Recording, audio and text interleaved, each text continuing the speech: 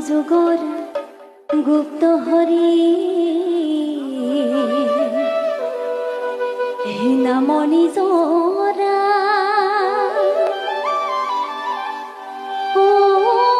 কলিত শংকৰে আনে বৈকুণ্ঠৰ পৰা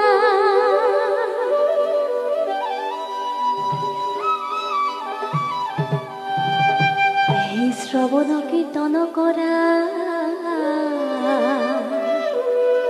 হে কলি ধৰি